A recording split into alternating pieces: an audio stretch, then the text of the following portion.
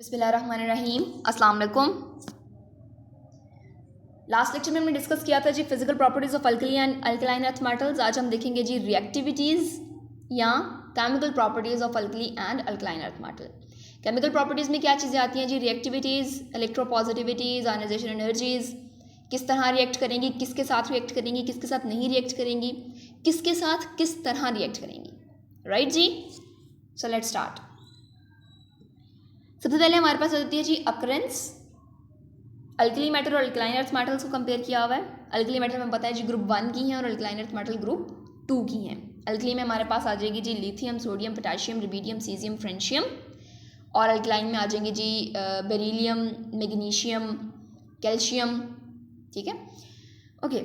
सो अगर हम alkali metal के अकरेंस की बात करें तो हमें पता है बहुत ज़्यादा रिएक्टिव है। ये हमने लास्ट लेक्चर में भी डिस्कस किया था कि अल्कली मेटल ज़्यादा रिएक्टिव है। उसके रीजंस क्या हैं?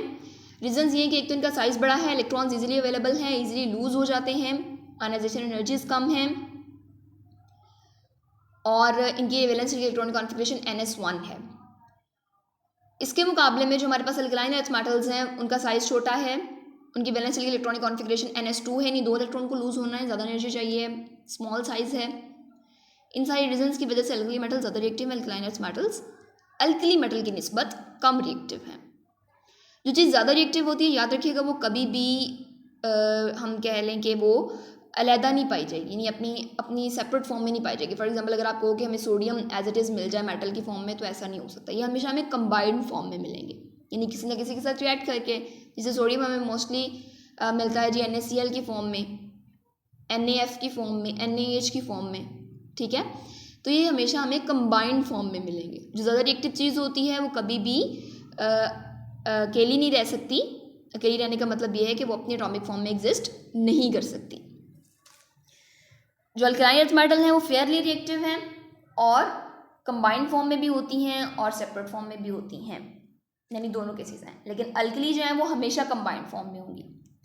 नेक्स्ट बात कर लेते हैं जी इलेक्ट्रोपॉजिटिविटी की। तो इलेक्ट्रोपॉजिटिविटी हमें पता है जी अल्कली मेटल्स का साइज़ बड़ा है, तो उनकी इलेक्ट्रोपॉजिटिव करेक्टर भी उनमें ज़्यादा है। जिसका इलेक्ट्रोपॉजिटिव करेक्टर ज़्यादा होता है उसकी आयनाइजेशन एनर्जी लो होती है। राइट जी, तो यहाँ पर हमारे पास लिथियम की आयनाइजेशन एनर्जी है 520 किलो जॉल पर मोल, जबकि सीजियम की है 376। ठीक है,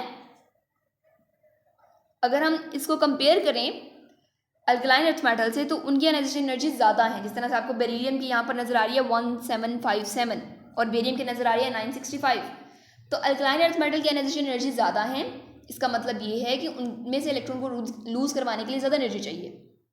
चूंकि ज़्यादा एनर्जी चाहिए, इसका मतलब है वो इजीली इलेक्ट्रॉन लूज नहीं कर रही। चूंकि वो इजीली इलेक्ट्रॉन लूज नहीं कर रही, इसलिए उनका इलेक्ट्रोपॉजिटिव करेक्टर भी इतना ज़्यादा नहीं है और अल्टीमेटली उनमें मेटेलिक करेक्टर इतना ज़्यादा नहीं है as compare to alkali metal.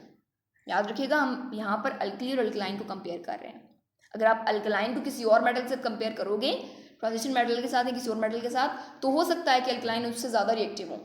लेकिन अगर हम अल्कलाइन अर्थ मेटल को अल्कली से कंपेयर करेंगे तो अल्कलाइन जो है वो कम रिएक्टिव है, अल्कली मेटल ज़्यादा रिएक्टिव है।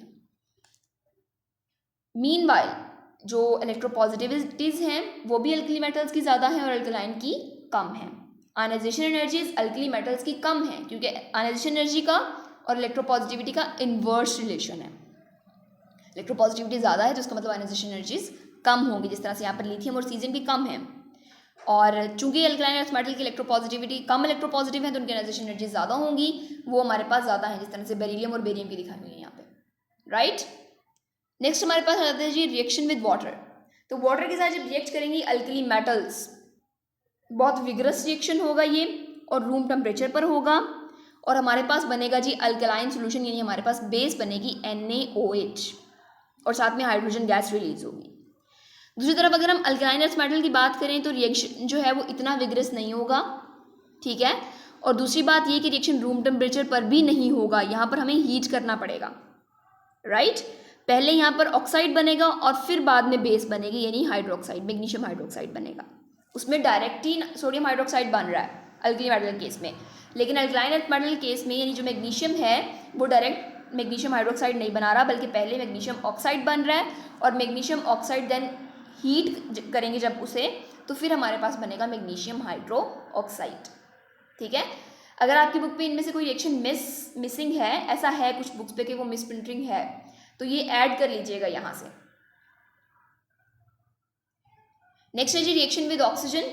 ऑक्सीजन की अगर हम बात करें तो अल्कली मेटल जो है वो immediately tarnish in air. Tarnish का मतलब होता है कि अपनी जो उनकी चमक है उसको लूज कर देना, ठीक है, उनकी चमक जो है वो ख़त्म हो जाती है जब वो ऑक्साइड्स बनाती हैं, जब वो ऑक्सीजन के साथ रिएक्ट करती हैं। तो सोडियम जो है वो जब ऑक्सीजन के साथ रिएक्ट करती है पहले ऑक्साइड बनता है और बाद में अगेन बेस बन जाती है, यानी सोडियम हाइड्रो ऑक्साइड, ठीक है जी। लेकिन अगर हम अल्कलाइन अर्थ मेटल्स की बात करें तो वो चूंकि लेस रिएक्टिव हैं टुवर्ड्स ऑक्सीजन, तो ऑक्साइड्स जो हैं वो बनते हैं लेकिन ऑन हीटिंग, हीट करने के बाद ऑक्साइड बन रहा है यहाँ पर। अगेन ऊपर भी ऐसे ही था कि वाटर के साथ रिएक्शन हो रहा था लेकिन हीट करके, यहाँ पर भी ऑक्सीजन के साथ रिएक्शन हो रहा है लेकिन हीट करके, यानी उनको थोड़ा स्पेशल तरह की कंडीशंस चाहिए अल्कलाइन अर्थ मेटल को, लेकिन अल्कली मेटल्स को उस तरह की कंडीशंस नहीं चाहिए, उनके रिएक्शन रूम टेम्परेचर पर भी हो रहे हैं। उसका रीज़न ये है कि वो ज़्यादा रिएक्टिव है, ठीक। नेक्स्ट हम बात कर लेते हैं जी रिएक्शन विद हाइड्रोजन की। तो जो हमारे पास अल्कली मेटल्स हैं, जो सोडियम है वो रिएक्ट करता है हाइड्रोजन के साथ और बना देता है जी NaH, यानी sodium hydride at high temperature. यहाँ पर जो रिएक्शन हो रहा है वो हाई टेम्परेचर पर हो रहा है। अगर हम अल्कलाइन अर्थ मेटल की बात करें, कैल्शियम जो है वो यहाँ पर रिएक्ट कर रहा है हाइड्रोजन के साथ, कैल्शियम हाइड्राइड बन रहा है, लेकिन ये बन रहा है under strong condition of temperature and pressure. Alkali में प्रेशर वाली कंडीशन नहीं है, लेकिन अल्कलाइन में टेम्परेचर भी हमें ज़्यादा चाहिए और प्रेशर भी हमें इंक्रीज्ड चाहिए, ठीक है। तो हमेशा हमें यहाँ पर अभी तक सोडियम वाटर के केस में, ऑक्सीजन के केस में और हाइड्रोजन के केस में हमें क्या चाहिए, अल्कलाइन के केस में ज़्यादा हमें स्ट्रॉन्ग कंडीशंस चाहिए as compare to alkali metals. Halogens की बात कर लेते हैं तो हमारे पास जो अल्कली मेटल हैं वो वेलेंटली रिएक्ट करती हैं एट रूम टेम्परेचर और हेलाइड्स बनाती हैं, जिस तरह से यहाँ पर हमारे पास NaCl बनता है from Na and chlorine gas. दूसरी तरफ अगर हम अल्कलाइन अर्थ मेटल की बात करें तो वो स्लोली रिएक्ट करती हैं, उस तरह से वेलेंटली रिएक्ट नहीं करती, बहुत जल्दी से रिएक्ट नहीं कर जाती और बहुत विग्रस रिएक्शन नहीं होता अल्कलाइन के केस में। और यहाँ पर हमारे पास बन रहा है जी Ca+Cl2 goes to CaCl2 calcium chloride. Reaction यहाँ पर भी हो रहा है, रिएक्शन वहाँ पर भी हो रहा है, लेकिन अल्कली के केस में वेलेंट रिएक्शन है और रूम टेम्परेचर पर है, जबकि अल्कलाइन के केस में जो रिएक्शन है वो स्लो है। अगर हम नाइट्रोजन की बात करें तो हमारी जो अल्कली मेटल्स हैं वो नाइट्राइड्स नहीं बनाती, जबकि अल्कलाइन अर्थ मेटल्स नाइट्रोजन के साथ रिएक्ट करके नाइट्राइड्स बनाते हैं, जिस तरह से यहाँ पर मैग्नीशियम नाइट्राइड बना हुआ है Mg3N2, ठीक है। ये रिएक्शन आपको एज इट इज याद करने पड़ेंगे, प्रैक्टिस करेंगे तो हो जाएंगे। रिएक्शन विद कार्बन है तो अगेन अल्कली मेटल्स जो हैं वो रिएक्ट नहीं करती कार्बन के साथ डायरेक्टली, जबकि जो अल्कलाइन अर्थ मेटल्स हैं वो स्टेबल कार्बाइड्स बनाते हैं ऑन हीटिंग। हीट करेंगे जब हम अल्कलाइन अर्थ मेटल को कार्बन के साथ, तो हमारे पास कार्बाइड्स बनेंगे, जिस तरह से यहाँ पर CaCO2 बना हुआ है, राइट जी। तो कैल्शियम रिएक्ट कर जाता है कार्बन के साथ तो बना देता है कैल्शियम कार्बाइड। ये हमारे हो गई chemical properties of alkali and alkaline earth metals. अब हम बात कर लेते हैं यूजेस की। There are very very very important short questions. Uses of sodium है, मैग्नीशियम है और कैल्शियम है आपकी बुक पे। इन तीनों में से एक शॉर्ट क्वेश्चन मस्ट हर पास पेपर में आया हुआ है, कोई एक यूज़ आ जाता है, सोडियम का आ जाता है या मैग्नीशियम का आ जाता है या कैल्शियम का आ जाता है, तो ये तीनों बहुत इंपॉर्टेंट है। सबसे पहले सोडियम की बात कर लेते हैं। तो सोडियम और पोटाशियम का जो एलॉय है उसको हम यूज़ करते हैं as a coolant in nuclear reactors. जो हमारे पास न्यूक्लियर रिएक्टर्स होते हैं उनमें ये होता है कि हीट प्रोड्यूस होती है as a result of nuclear fission reaction. उस हीट को कंपनसेट करने के लिए कि ऐसा ना हो कि हमारा पूरा का पूरा सिस्टम कोलैप्स कर जाए उस हीट की वजह से, हम कूलेंट यूज़ करते हैं जो उस हीट को एब्जॉर्ब करते हैं। तो जो कूलेंट्स हम यूज़ करते हैं वो होते हैं सोडियम पोटाशियम एलॉय के। सोडियम पोटाशियम के एलॉय के नतीजे में एक लिक्विड बनता है जिसको हम यूज़ करते हैं एज अ कूलेंट। इसी तरह से सोडियम वेपर लैंप्स जो हैं उनमें येलो लाइट प्रोड्यूस करने के लिए हम सोडियम को यूज़ करते हैं। और आखिरी यूज़ है इसका, इसको हम यूज़ करते हैं as a reducing agent in the extraction of metal. Metal की एक्सट्रैक्शन में, जिस तरह से टाइटेनियम है, Ti है जिसका सिंबल, इस तरह की मेटल की एक्सट्रैक्शन के लिए जब हम रिड्यूसिंग एजेंट यूज़ करना हो तो हम सोडियम को करते हैं, ठीक है। चूँकि हमें पता है मेटल्स जो है उनकी ऑक्सीडेशन होती है, इलेक्ट्रॉन को लूज़ करते हैं, तो मेटल्स इटसेल्फ क्या हुई, रिड्यूसिंग एजेंट्स, यानी जिसकी ऑक्सीडेशन होती है वो रिड्यूसिंग एजेंट होता है और जिसकी रिडक्शन होती है वो ऑक्सीडाइजिंग एजेंट होता है। तो मेटल्स जो है उनकी ऑक्सीडेशन होती है, इलेक्ट्रॉन लूज होते हैं, तो वो रिड्यूसिंग एजेंट्स हैं। तो हम सोडियम को यूज़ करते हैं as a reducing agent for the extraction of titanium. Next है हमारे पास यूज़ ऑफ मैग्नीशियम। मैग्नीशियम की अगर हम बात करें तो इसको हम यूज़ करते हैं फ्लैश लाइट बल्ब्स में और इसी तरह से फायरवर्क्स में इस्तेमाल करते हैं इसको। ये इसका फिलामेंट लगा होता है मैग्नीशियम का इन बल्ब्स में। और इसके अलावा लाइट अलॉयज़ बनाने के लिए इस्तेमाल करते हैं। थर्माइट प्रोसेस जो है उसमें हम एल्यूमिनियम पाउडर को जलाने के लिए इस्तेमाल करते हैं, ठीक है।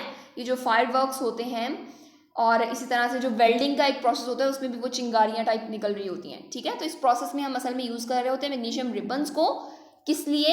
एल्यूमिनियम पाउडर को जलाने के लिए, ठीक हो गया।